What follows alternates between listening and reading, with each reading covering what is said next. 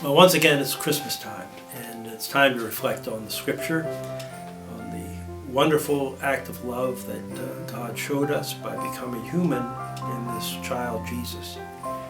And there are a couple of things to think about in that. We talk about God as being almighty and all-powerful, and that's true. He has those attributes. What's interesting, of course, is that when God looked down upon the earth and saw the mess that we are in, and were in then, but are in still, He didn't come in power. He didn't come in might and majesty. He came as a little child. He came to become like us in all of our weaknesses. So He Himself submitted Himself to weakness when He became human in Jesus.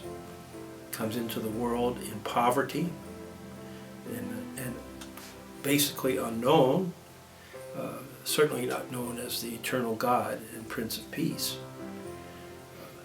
What does that have to say to us? I mean, it says, in a certain sense, God is allergic to power and control. God is interested in peace, in meekness, in love, in humanity, in healing. Those things are very different from the way we react, for instance, when we're hurt or when we're threatened. The way governments react today.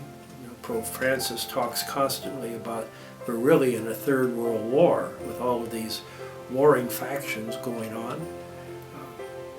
Somehow we believe that we can solve problems by force or by getting our own way, or by using strength, power, and wealth. And this child in the manger says to us, God thinks very different than the way that we think. That there is power in this child to make a difference in everyone's life. And I guess the question is, each Christmas, but maybe this one in particular is, do you believe that following God's way of doing things, we can have a better world?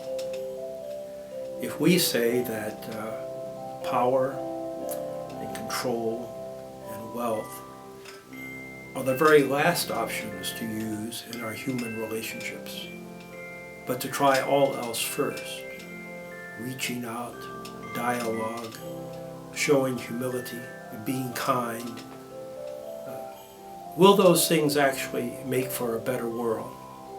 Because here's the thing. All of our warring, all of our anger, all of our trying to force our way into things have gotten us to where we are today. Obviously, those things don't really work. And so Christmas is a time of challenging ourselves as to what are our values. How do we work with other people? How do we put them first? How do we have mercy on them as we ask God to have mercy on us? Let's think about it. Merry Christmas.